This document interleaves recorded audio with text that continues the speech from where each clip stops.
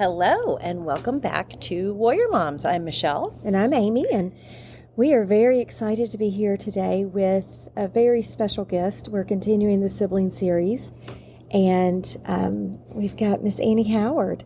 Her mom, Christi Howard, was with us on episode 18. Yes. Telling the story of her daughter, which is Annie's older sister. Ashley, yes. Mm-hmm. And we're so glad you're here. Yes. Thank you for having me. I appreciate it. We're so excited. Well, first, just tell us a little bit about you. So I am 24 now, and I'm a hairdresser in downtown Roswell. Nice. So fun. Just trying to just living my life. Yeah. I love it. Career gal already. Yeah. Right out of high school. That's awesome. So let's just jump in. Tell us about your relationship with Ashley. Who was Ashley to you? She was my biggest role model. Still is. Mm-hmm. It was really just me and her in the house during the ages I can remember, because my brother was in college, my other sister was in college, so I was kind of, we were very close. Yeah.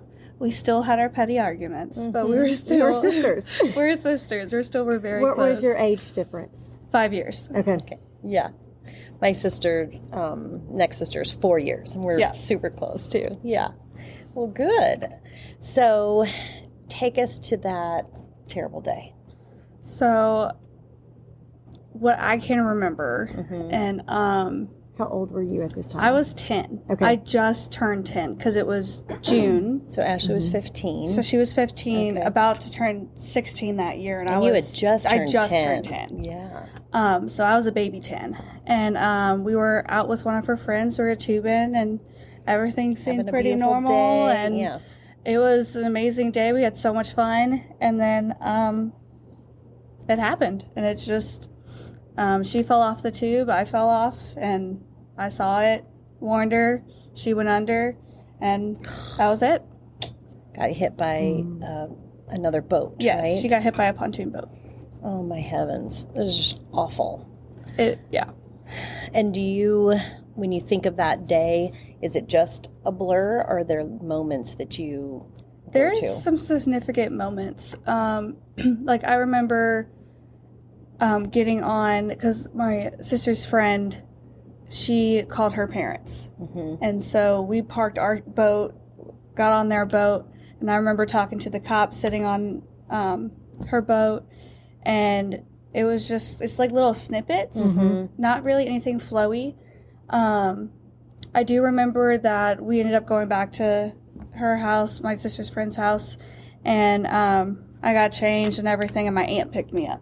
And I was with my aunt until all the hospital days. I was with her and with my cousin, and they lived in town too. They actually lived closer to Lake Lanier than they do where we currently live in Alpharetta. Okay. So, oh my gosh, I'm so glad you had your aunt. Did you during those days? Do you remember much of what y'all did during those days, or anything? I remember.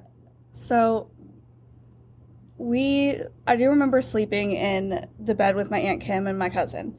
And then I remember just, honestly, those days full of laughter and stuff like that. And we would go to the hospital. I would see my sister. Right. But my aunt and uncle did a very great job distracting. Yes.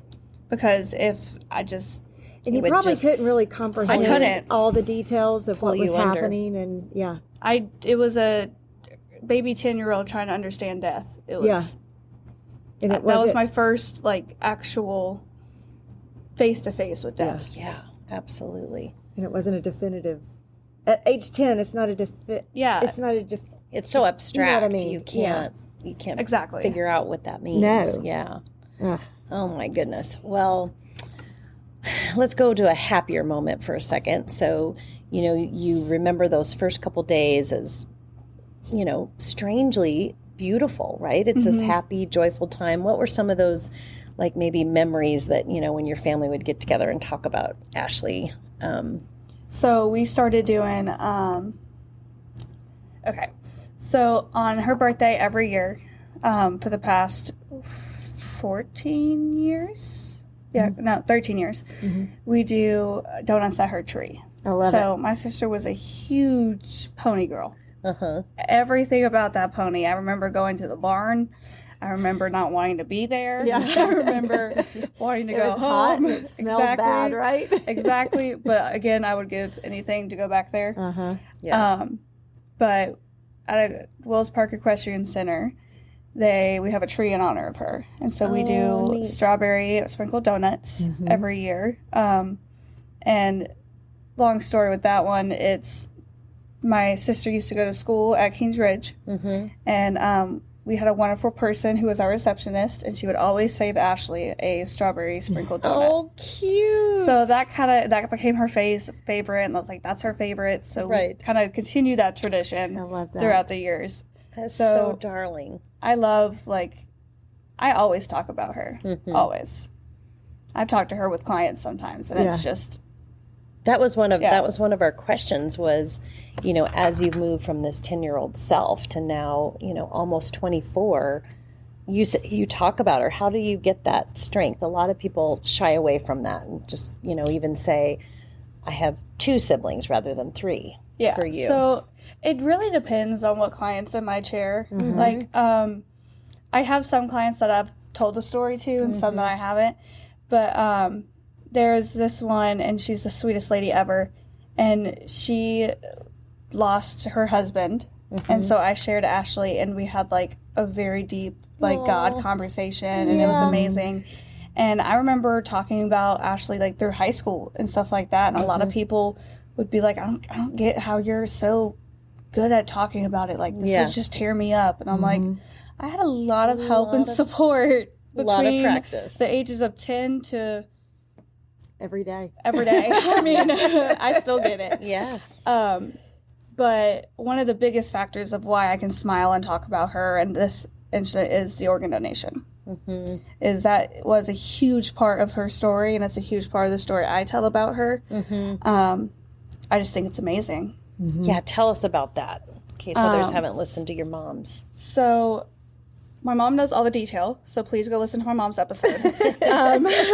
I do know, the one that's stuck in my brain is she gave her heart to an 8 or 9-year-old girl in Indiana. Wow. Which, at that time, I was 10. Yeah. So we would be around the same age. Oh, my gosh. It just gives me full chills. I know. And wow. I've actually been working on trying to reach out to her and seeing how she is and everything like that. And I don't know, it's just kind of like a little piece of Ashley still out there. Yes, absolutely. Yeah. Oh my gosh, wouldn't that be amazing? Yes, I agree. That would be so cool. You said so the organ donation is so important part of the story. I know you were really involved in Kate's Club. Tell us about the importance of that. Now, Kate's Club is one of the biggest impacts of my life through this story. When I went to Kate's Club, I didn't talk to anybody. Anybody who knows me now, I'm a very talkative person. I didn't. I was a shell. And throughout Camp Good Mornings, and Kate's Club is this organization where if you've lost a sister, brother, a mother, or a father, or any guardian that's really, really close to you, you can come. This from ages, I want to say the youngest right now, and I could be totally wrong, but 7 years old to 18-year-old. And I went from 10, I can't remember how many years that was that I went, but it's very impactful because you're not alone. Yeah. That's the biggest thing, isn't it? And it's, I can say this and somebody next to me will understand me, and nobody that hasn't had this won't think of a certain way about this statement. And it's just having an unspoken bond between other people. Absolutely. Oh, I can only imagine. And it's amazing. And this is kind of getting into a same topic, but different, of course. But it's, you have your parents there to talk to. But, of course, being a mom is different than being a sibling. Exactly. Y'all have a different bond. You have a huge loss. but it's different than your mom's loss. And it's different than your dad's loss. And it's even different than your older siblings' loss because y'all were so close. Exactly. And they weren't there on that day. They weren't there. Yeah. I was the only one that truly saw everything that happened. Yes. Yeah. Oh my goodness. It's so hard. When you think of those, first, how long would you say before, like, I don't know, for me personally, like I say like, oh gosh, I remember when I kind of came out of the cloud, you know, kind of out of this gray. Do you remember that, like as a child, where all of a sudden it was like you were in a new space where you talked about you being a shell, when all of a sudden you found your voice again? I would say middle school, like late middle school, early high school, really, because I have dyslexia and ADHD, so I've jumped around different schools. Yeah. And I think, honestly, like I'm still working on coming out of the clouds. The question I have for you is, when you say that you were, you didn't talk to anyone. A shell, really. You were a shell. Explain that to me. So I was a very talkative little kid. I would not stop talking. Yeah. But as I was trying to process like what was going on and everything, I kind of became more to myself and more to the family and the people like I know I can trust more than strangers or like other kids, or like So you went from opening my a story. complete extrovert to an introvert, basically. And then I had to find my way back to Who you really were. And was it just time, would you say, that did that time and support? And Probably a lot of all those work, things? though. It was definitely a lot of work. I had a lot of faith work to do too. That I'm still trying to build my relationship up with Him, with God and everything. And it's because at that point when that happened with Ashley, I hated him. Yeah. Why wouldn't you? I was like, oh, okay, so you're wonderful and everything, but you just killed my sister. Right. Yeah. I can't. We get it. Yeah. I can't follow someone that has, Exactly. And it does. It shakes you to your core. I remember one pastor said to me, God can handle your anger. God can handle your questions. And that too, though, was hard to it was still hard to wrap your head around all of it. And as a 10-year-old, I can't imagine. Yeah, because it was just like Sunday schools and that stuff. So I didn't know a lot about him. And like starting high school and now, like I've really gotten into that faith journey and making it stronger with me and kind of understanding like, okay, so this happens for this and this and this. So yeah. When you think about those first, couple years in school, like for my daughter, she doesn't have memory of those first 2 years of school. How is it? Is it similar? Is it different? So actually, if you go back and listen to my mom's podcast, she mentioned that I turned myself into a puppy. Yeah. Which she came home after doing that podcast and goes, do you remember this? And I go, no, not at all. Do you remember it now? I remember it now that she said it. I remember sitting underneath the teacher's desk. I remember like being a puppy. I remember it. And it's kind of crazy now because I'm like, I kind of close those memories into a box. Yeah. Because I guess for me they were too traumatizing to... Yeah, it was protecting yourself. Yeah.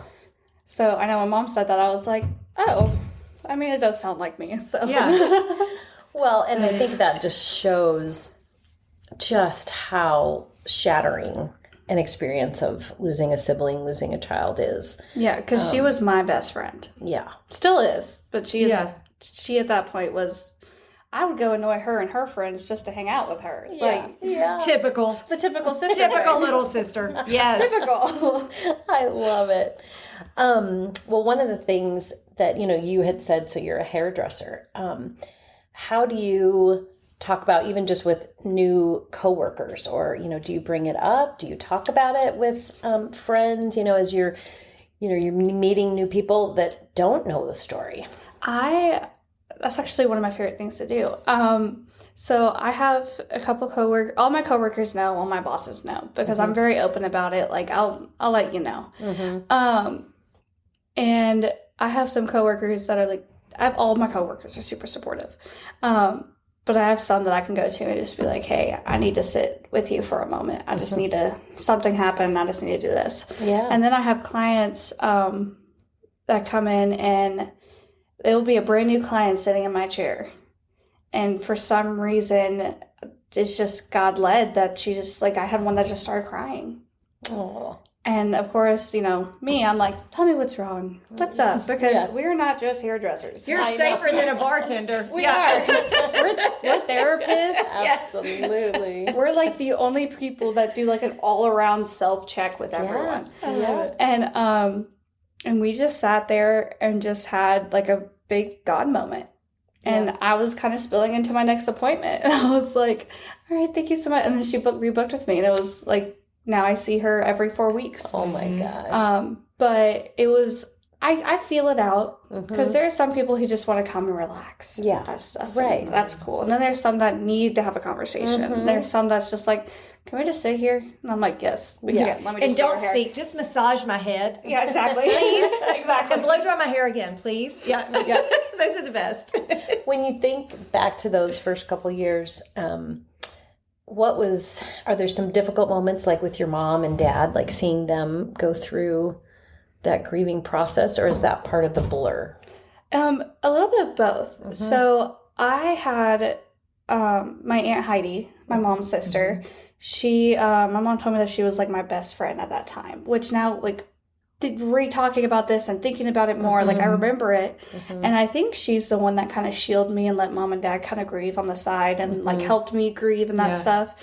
But like as I grew up and stuff, I mean, we just kind of all grieved together. Yeah. I mean, there's times where I go sit in the living room and I'm just like, I can't do this today. Yeah. It's a sad day. I can't people today. Yeah. That's what I can't be an adult. we do that. I can't people today. I'm done. Yeah. I used all my energy at work. Yes. I'm done. Yeah. I love hearing, I shouldn't, we use the word love and all this kind of stuff in dark humor ways, as we say, but I love hearing you say that. Yeah. Because as moms, we do that. Like, I just can't do this today. Like, I used all my energy at school today or at work today or wherever. And it's just, I don't know, it's refreshing to hear that you're taking that time for yourself and that you gift that. And there's a lot of times where my coworkers will be like, oh, we're going out this tonight. Like, do you want to come with us? And I'm like, honestly, y'all, I need to go to church. Like, I need to go to church or I need to go home and be by myself. Like, I need a minute. Yeah. And they're like, okay. Like, but you are so extroverted. I mean, still, just the minute the first time I met you at your, one of the Warrior Moms meetings, you came in afterwards and took our picture, and you just have a glow. Like, you have a happiness to you. And it's amazing to believe how far you come, knowing that you were a puppy under the desk to now. It's crazy. I know it's a lot of, I know it didn't just happen. Yeah. I had a lot of work between my therapist, and my therapist did tremendous work with me, and I still go see her once in a while. Yeah. Just to give her a little life update. I'm like, hey, what's up? Yeah. I might need you next week, but right now I'm good. Yeah, right now I'm good. I don't want you to forget about me, right? Exactly. So what do you contribute, like therapist, Kate's Club? Is there anything else that you did for yourself to help? Or that your family did? Yeah. That helped with that? Kate's Club was a huge one. But also, like, really, Kate's Club and my therapist. Yeah. It's really what I can remember. And my parents' support. I mean, I was a little rebellion. I was a rebellion. Yeah. Rightfully, I mean, you have permission. Yeah. And I'm sure your mom felt the same way. You have permission, but oh dear Jesus. Exactly. Give me something, please, right? Yes. So like Kate's Club, did you voluntarily go there? How did that transpire? Honestly, I think my mom was like, all right, get in the car, you're going to a camp today. And I was like, okay. Like, I was just like, okay. Whatever. I know. I kind of love camps and that stuff. Yeah. And I guess when the first couple times that I went there, I was very like to myself. I grabbed to the adults more than the kids. I bet a lot of kids do. The director, who is still the director there, Deborah Brooks, I hope I said that name right, last name. I still go see her, like, because now I volunteer. Don't you work at the camps now? I sometimes? do. So yes, I started that. going back after, like, I got my career down pat and I could add more things to my schedule. I was like, Kate's Club needs to be one on top of the list. Yeah. Because I feel like my work through my story and everything is helping other people through it. Absolutely. And I had this one camp and I was helping out a kid, and then after hours when the kids were asleep, the adults are always up. We're always up doing the meetings or getting ready for tomorrow. Yeah. And I'll share a story with you. I had a male camper that was, because our camps are like female, male, like back and forth. And so he was sitting outside and he looked sad. So I was like, I walked up to him, I was like, hey, is everything okay? Like, are you good? Yeah. And we sat there, and turns out his brother died in 2010. And he's just now dealing with it. Wow. And I was like, it's just. And it was an adult counselor? It was adult. Yeah. And we stayed up till 1:00 talking. Oh my gosh. And the next morning at breakfast, he came to me and he goes, I have to say thank you. And I was like, for what? Yeah. This is what this whole place is about, is healing each other. So thank you, but you're good. Right. Can I hug you right now? Yes. I mean, it is. It's beautiful. it's so beautiful. It is. I mean, it is God's work. It truly, truly is. And even though we're mad at him a lot of the days, he does beautiful things. He does. Well, and you're listening. You know, you're allowing yourself just to be you and not be afraid of, I mean, grief is hard to talk about. And, you know, a lot of people could see him sitting there and go, oh gosh, that's going to be a hard conversation. Yeah, let's just leave him to be by himself. He just wants to be by himself. And yet you asked if, you know, are you okay? walked into the mess. Talk about it. I did. You ran to the mess. And that's what I love is that. I'm done running away from the mess. Yeah. I love that. When you think about advice, is that one of the big pieces, or is there other advice, like in terms of going through this process for other siblings? Advice that I give the kids at Kate's Club is it's okay to cry. Because that was my biggest thing. I didn't want to show weakness. I didn't want to do anything with emotions. I was so shut. Like I didn't want to do anything. And I had this little girl, and she was kind of the same way. And the night we do a preliminary walk where we make bags of our loved ones, and we walk the last night, and it's the first lap is respectful. The second lap, you can sit down and grieve, and you can be out there all you want. Yeah. And Gosh, if you need beautiful. support, then we're here. If not, if you want to cry with yourself, over here. If you want to go to the gym and play games, you can do that. Yeah. But it's just the advice that I would definitely give kids that are 10 and to even now is it's okay to feel your emotions. It's okay to live in it, but it's not okay to keep living in it. To stay there. To stay there. Yeah. Because that is not what your loved one wanted.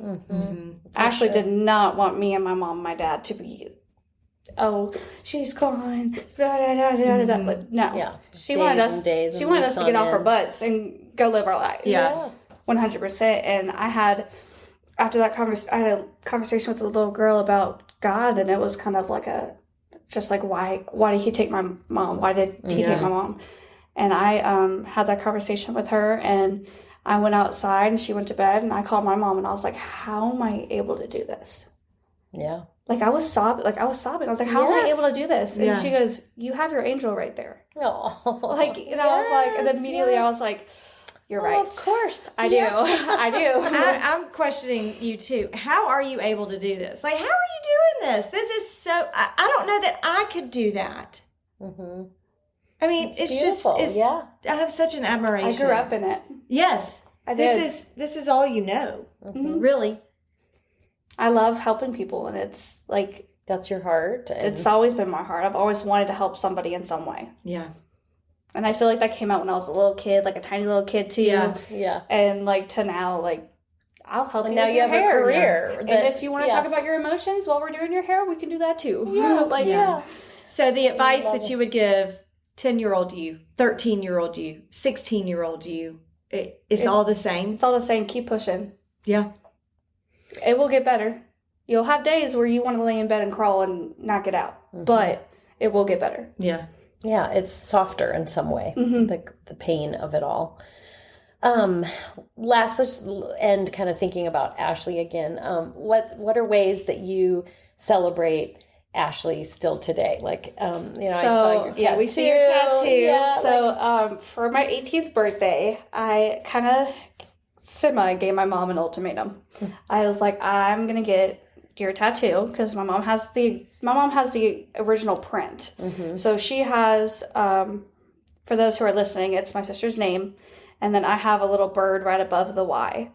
The original print has a heart going off of the Y and the XOXO, and that's what my mom has. The story around mine is I have the exact same handwriting, but I wanted a bird because for some reason my dad just started calling Ashley Fatbird, and it was like the cutest thing. She was not like at all. She was tiny. She was here. She was here. Yeah. Like that was their nickname for each other. So I was like, "Can I take Fatbird?" And he goes, "Yeah, that's fine." And so, so mine has that, and I got it when I was 18, and I told Mom, and I was like, "All right, like I really, really want this." Yeah. And I think my mom was thinking like, "Okay, I might as well put my input in this." Yeah. Before it's gonna happen. I go out and do it. Yeah. Yeah. But ours is on the same hand, same place. Yeah. So I honor her that way. And then I always have her on my mind. Always. She's always in my phone. She's always... When I wake up in the morning, there's pictures of her every, pictures of us. Like, I'm very big picture person. Yeah. She's never hidden in our house. She's always around. When I have a niece and a nephew, two adorable little children. Adorbs. They know the story. Yeah. They know who she is. We have got my mom one year for some holiday. It was a picture frame that changes pictures. Oh yeah. One of those digital ones. And she's in it. She's in it. And one time Will was like, "Oh, there's Aunt Ashley," and then like started to go back and play, and it kind of took me back. I was like, "You're right. That is Aunt Ashley." Yeah. Like we don't. Yeah, it's part of life. It's part of the fabric. She will always be talked about and always be shared. I love that. I think that's one of, that is a continual thing. That is such a healing thing that we talk about them. They are still present every day and every month. I mean, it just because you can't see them doesn't mean they're not whispering in your ear. No. And there's days where I'm like, all right, I hear you, Ashley. Stop. I hear you. Yeah. My son, like, his bug bites, I think. He just bites me. That's what I've decided. He's a mosquito, just biting me all the time. We have a symbol of butterflies. So, like, oh, yes. We have butterflies in our backyard and everything. And I was standing outside a couple days ago, and I'm like right next to our fence line, like our fence. And there was a little fat bird that literally parked right next to my head. And the moment I moved, he scooted down. But I was like, all right, I see you. Good morning. Like, I see you. Yeah. Oh, I love it. I laugh. I said Alec was a mosquito, but he's a brown bird. I mean, there's so many, like you said. There's so many little things. Butterflies are a huge one. Yes. There's been so many little messages. Yeah. It's crazy. If you open your eyes, you will see them. I know. I love it. So, well, this has been such a blessing to get to talk to you. Oh, my gosh. And, from the 10-year-old self to this beautiful young woman who's, has really found your voice completely. And thank y'all for having me. Sharing it in such a beautiful way. I've been waiting for y'all to text me and be like, I know. Oh, you were coming. Hey. You were way up there. Yeah. You were top of the list, girl. I mean, it is. I know. We love hearing your story and just, and your honesty. Yes. About, hard days, and I'm very honest about it. There's days that I don't want to do anything. No. And I don't. And then the next day I'm like running, getting all this stuff. Yeah. Here we go. Like you're sitting here talking to us when you have 42 other things you need to do. And I get it. Yes. Well, thank you so much. And thank you to everyone out there for listening. Yes. Powerful day. Powerful day. Thank you. Bye. Bye.